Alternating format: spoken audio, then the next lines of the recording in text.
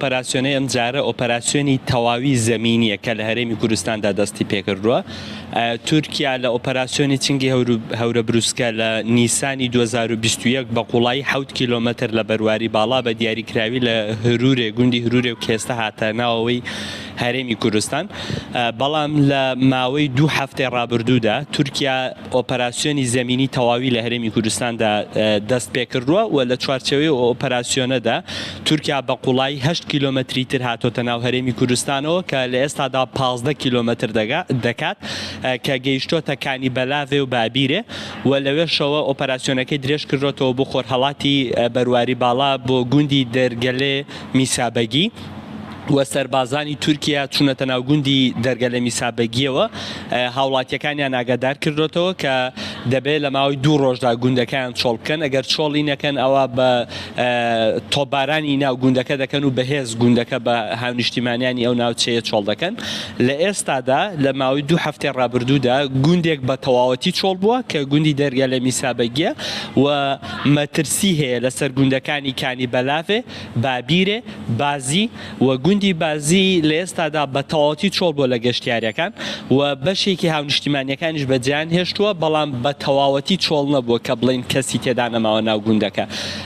دارستان و پاوانی یەکجار زۆر سوتاوە لە ماوەی 2 هەفتەی ڕابردوودا، چونکە تورکیا لە ڕێگەی ئەو بنکە سەربازیانی کە ساڵانی پێشوو دروستی کردبوو بردومانی دەوروبەری گوندەکانی بناری چیای مەتینا و دەوروبەری چیای مەتینای کرد بۆ ئۆپەراسیۆنەکە ناوچەکەی بۆ پاک بێتەوە و بتوانێت کیوماڵی ناوچەکە بکات.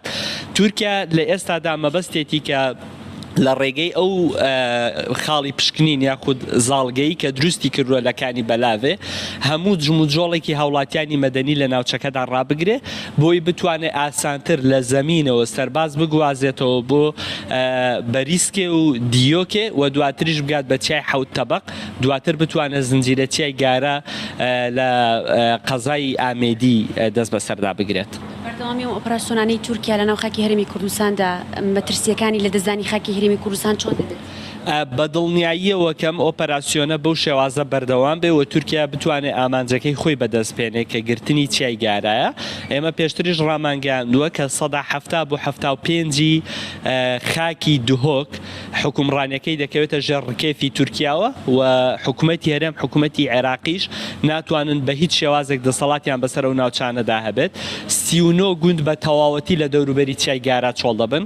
شارەدەی شیلاتزێ، شارەدەی دێرەلووک و بامەرنێ بە تەواوەتی لە دانیشتوانەکان چۆڵ دەبن و دانیشتوانەکان وردە دەچنە دەرەوە لەبەرەوەی ئۆڕدی چای مەتینا بەشێکی داگیر کراوە، کوڕەژارۆ داگیر کراوە. ئەگەر چای گارە داگیر بکرێ ئەو شارەدایانە دەکەونە ناو ئابلوقەیەکەوە، ئابلوقەیەکی سەربازیەوە کە ناتوانن لی دەربچن. بۆیە ئێمە مەترسی ئەوە ڕادێگەێنین کە بە هەزارەها دانیشتووی ئەو ناوچانە ئاوارە ببن، بە دەیان گوند لەو ناوچەیەدا ئاوارە ببن و هەروەها مەترسی زیانی گیانی یەکجار گەورەی هەیە. لەبەرەوەی ئۆپەراسیۆنێک بەم ئاستا بەم ڕێژەیە تا ئێستا لە هەرێمی کوردستان جێبەجێ نەکراوە کە دەوڵەتێکی وەک دەوڵەتی تورکیا بتوانێت زاڵگە دابنێ لە ناو خاکی هەرێمی کوردستاندا. بۆیە ئێمە پێمان وایە لە ڕووی ئابووریەوە زەرەری یەکجار زۆری دەبێت لە ڕووی گەشتیاری و زەرری دەبێت لە ڕووی سیاسی و ئەمنیشەوە زەرری گەورە دەدا لە هەرێمی کوردستان. کاکامەران ئێوە وەکو تیمی کوردستانی عراقی ڕێکخراوی CPT ئەمریکی بەردەوامیش لەسەر کۆکردنەوەی ئەم داتا و ئامارانە دەکەن.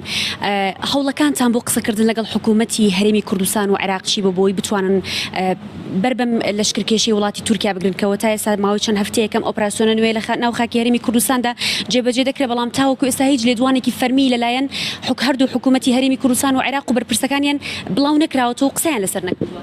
ئێمە وەک تیمی کوردستانی عێراقی ڕێکخراوی CPT پێمان وایە ئێستا کاتی ئەوە یەکەم حکوومەتی عێراقی و هەم حکوومەتی هەرێمی کوردستان هەموو کارتە سیاسی و دیپلۆماسیەکانیان بەکار بهێنن بۆ بەرگرتن لەو ئۆپەراسیۆنانە و تێژ بگەن لەوەی ئەم ئۆپەراسیۆنە ڕاستە بەشێکی بامانجگرتنی گەریلاکانی پارتی کرێکارانی کوردستانە، بەڵام بەشە گەورەکەی کە لە بیر کراوە لە هەرێمی کوردستان ئەویش داگیرکردنی خاکی هەرێمی کوردستانە. زۆر گرنگە لەوە تێبگەن. ئێمە وەک CPT هەموو ئەو کەناڵانەی کە هەمانە لە لە ڕێگەیانەوە پەیامی خۆمان مانگەیاندووە هەموو کەناڵە ڕێکخراوەییەکانمان بەکارهێناوە بۆی دەنگمان بگا پێیان و هەفتەی ئایندەش کۆمەڵک سەردانمان دەبێت لە بەغدا لەگەڵ بەرپرسانی باڵای عێراقیدا دەنیشین و پەیامی ئەویان پێدەدەین کە ئەم ئۆپەراسیۆنانە بە چ ڕێژەیەک ئەنجام دەدرێن و کاریگەری ئەو ئۆپەراسیۆنانە لە 91ەوە ساڵی 1991ەوە تاوەکو ئێستا چی بووە و چۆن بتوانین کە هەم حکوومەتی عێراقی هەم حکوومەتی هەرێمی کوردستان ئەو تێگەیشتیان بۆ دروست ببێ کە بە تەنها ئەو ئۆپەراسیۆنانە دژی پارتی کرێکارانی کوردستان نییە بەڵکو لە چوارچێوەی ئەوەدا هاوڵاتیانی مەدەنی بە ئامانج دەگیرێ.